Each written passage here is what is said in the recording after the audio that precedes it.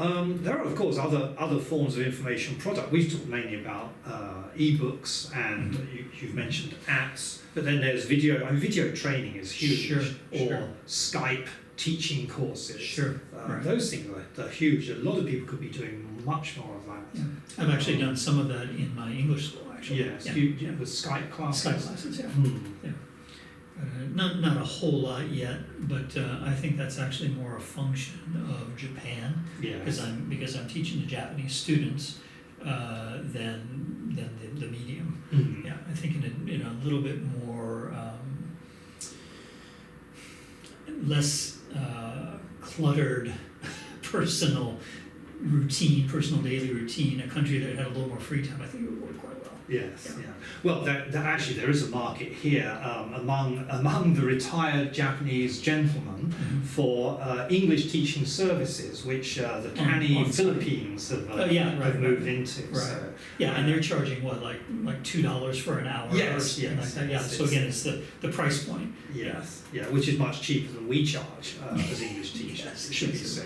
So they get rather attractive young Filipino women as their teachers through Skype, and in one case, or in a couple of cases, I know a couple of retired guys who I used to teach at a community centre. They then go on holidays to the Philippines, and they're taken around as those teachers become their tour guides and show them the sights of the Philippines. So that is another way to turn the internet into cash. Sure, yeah, there's unlimited potential. Yes, but I mean, the key point that runs through all this is knowing who your market is. So in that model, the Filipina business is pointing at the Japanese retired, mainly male market. So know your market. Sure. And once you've got your products out, one way I think of boosting that income beyond $1,000 a month is affiliate marketing, having affiliate add-ons to the product.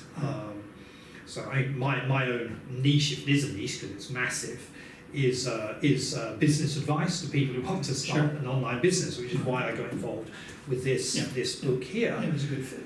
And it was a very good fit, and it leads straight into then there's the setup services that you can offer. So I've mentioned blogging, there's autoresponder services, there's basic design services, there's lots of things you can do. And they can be really very simple things. You can use 5RI, it's a good 5RI or 5er.com.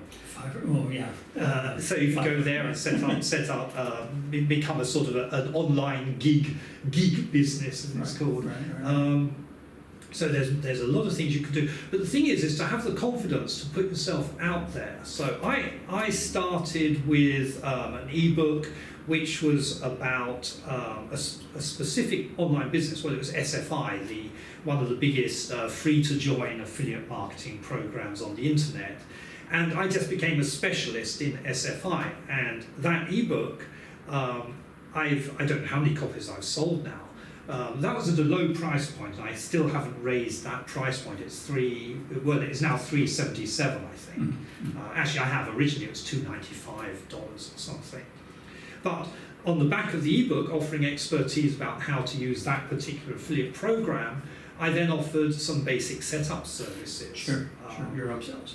Yes. So you can don't think you can't do this as well. You could offer if you get a skill like in how a specific autoresponder works. That skill is not only for your own use; it could also be marketed to help other people. Because there are hundreds of thousands, probably millions of people who would love to make progress with their internet business, but they don't have the basic skills.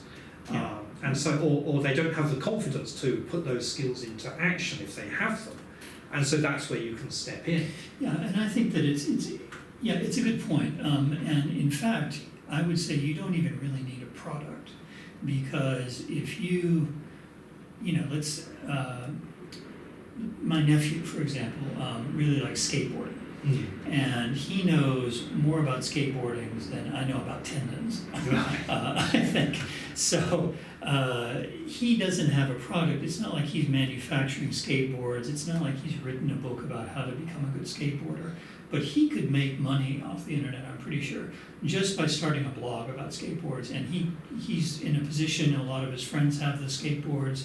He's used, different manufacturers' boards, different areas. He knows about, for example, wheel polymer composition, there's all kinds of stuff that, frankly just puts me to sleep. But to him, it's really interesting. It would fire up the skateboarding community. It would fire up, exactly. It was just what I was going to say. Not only does he find it interesting, more to the point, all his friends also find it interesting. Yes. And he's become sort of the local guru. They come to him if they can't fix their wheels or if something's wrong or if they can't do a trick.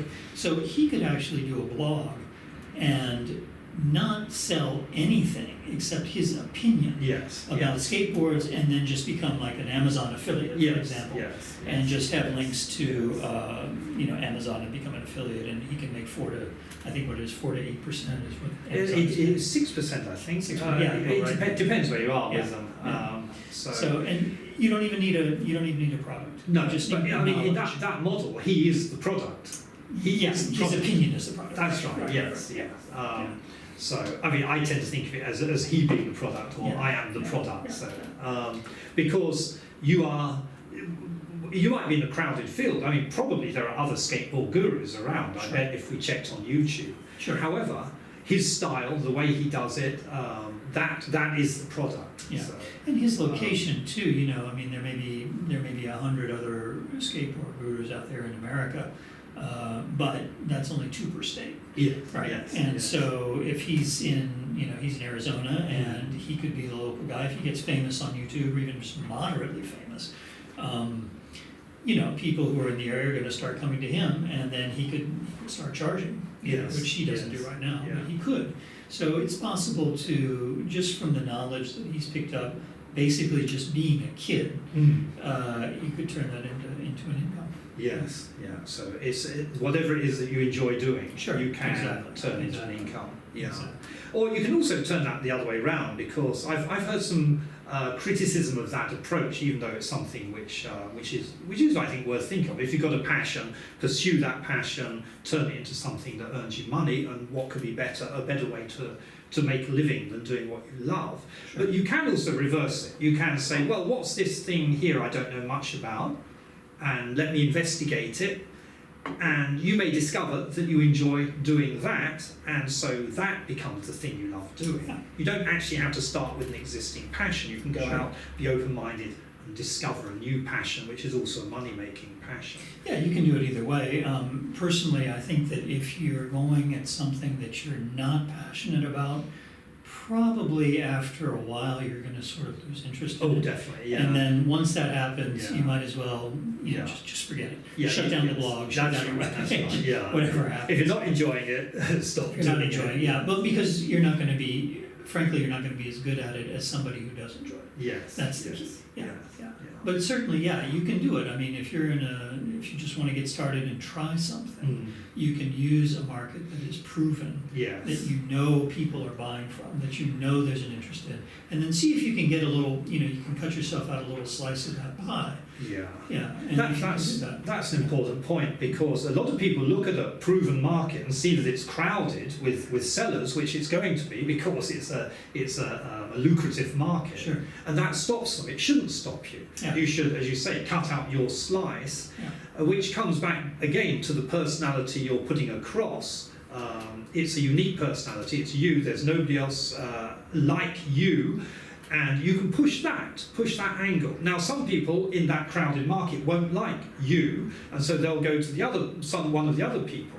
But there'll be a group of people who will like what you have to offer, will like your style, and will be drawn to you if you have the confidence to put you out there as the promoter or the recommender, the